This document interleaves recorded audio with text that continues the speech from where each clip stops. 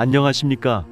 정성산 TV입니다. 지난 17일 발간된 문재인 전 대통령의 회고록 변방에서 중심으로의 내용과 관련한 논란이 계속되고 있다.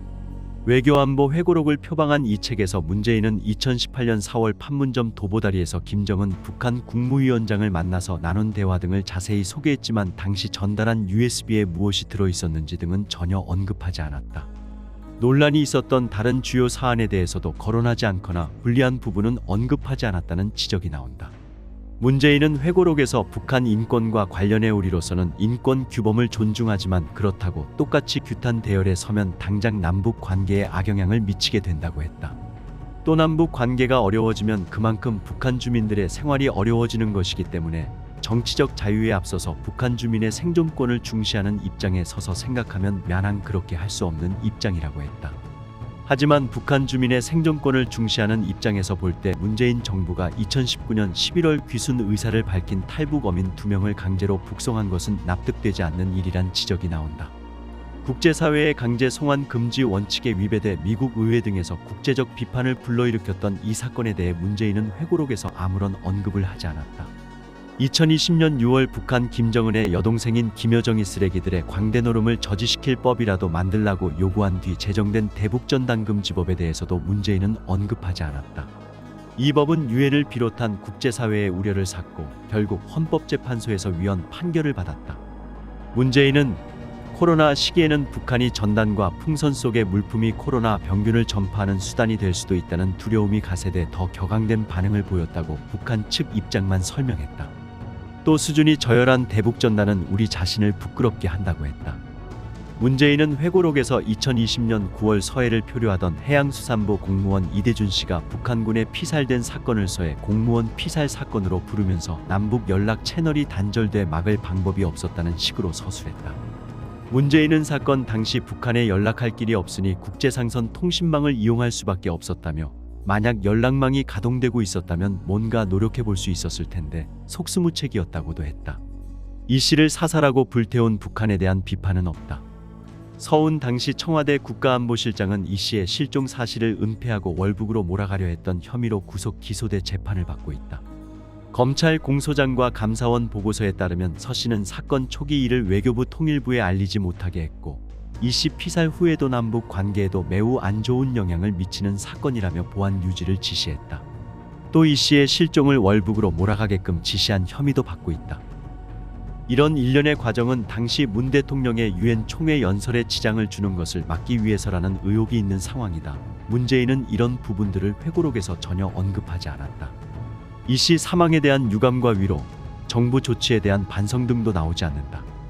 문재인 정부는 2017년 중국 측의 사드 추가 배치를 하지 않고 미국의 미사일 방어 체계에 참여하지 않으며 한미일 3국 군사 동맹을 맺지 않는다는 삼불 약속을 해줬다는 의혹을 받아왔다. 이와 관련해 문재인은 회고록에서 박근혜 정부는 사드의 추가 배치는 없다는 입장을 밝혔다.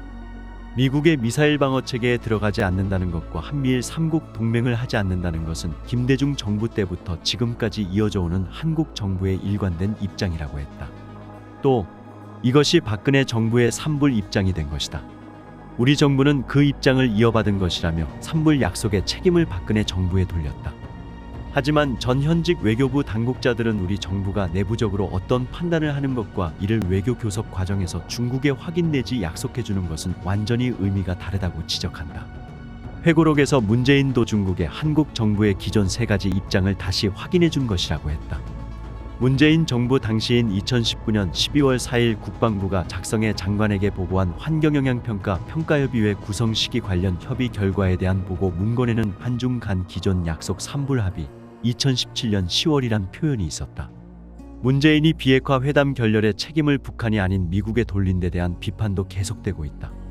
김영호 통일부 장관은 20일 기자간담회에서 문재인의 회고록에 대해 북한이 핵과 미사일을 개발해서 우리를 위협할 수 있는 능력을 갖고 있다며 그런데 그 능력을 무시한 채 북한의 의도에만 초점을 맞춘다고 한다면 그것은 정세를 오판하는 결과를 가져올 수 있다고 했다.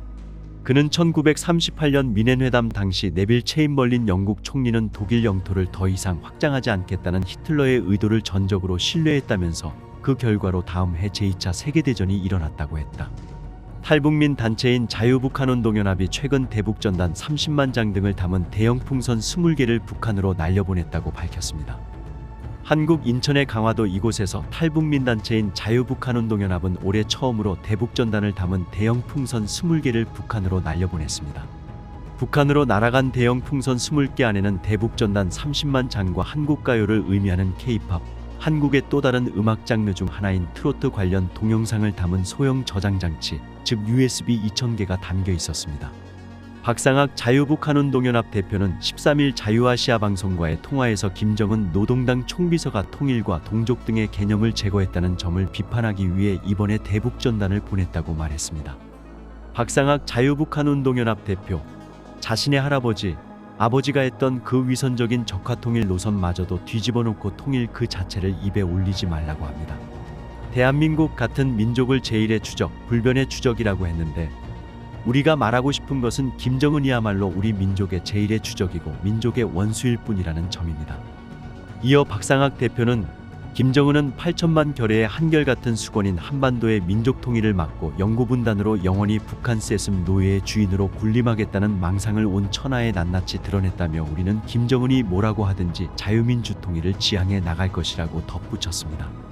탈북민 단체의 대북전단 살포에 대해 한국통일부는 13일 표현의 자유 보장이라는 헌법재판소 결정의 취지를 고려해 접근하고 있다는 입장을 밝혔습니다. 대북전단 살포로 북한 접경지역 한국 국민들의 안전이 위협받을 수 있다는 지적에 대해선 필요한 경우 현장 사정 등을 고려해 관련 법령 등에 따라 적절한 조치가 이뤄질 수 있을 것이라고 답했습니다. 앞서 한국의 헌법재판소는 지난해 9월 북한으로의 전단 등 살포를 금지하고 이를 위반할 경우 처벌한다는 내용을 담은 남북관계발전법의 일부 조항, 이른바 대북전단금지법에 대해 위헌 결정을 내린 바 있습니다. 당시 헌재는 대북전단금지법이 국가형벌권까지 동원의 표현의 자유를 지나치게 제한하고 있다고 지적하며 위헌 결정을 내렸습니다. 이 같은 헌재의 결정이 나온 직후 통일부는 대북전단 살포를 자제해야 한다는 정부의 입장이 변경됐음을 밝히며 표현의 자유 보장이라는 헌법재판소의 결정 취지를 가장 우선적으로 고려하는 차원에서 이 문제를 검토할 것이라는 입장을 내놓고 이 같은 기조를 유지하고 있습니다. 정성산TV 좋아요, 구독, 알림은 큰 힘이 됩니다. 후원해주시는 모든 분들께 가열차게 멸공.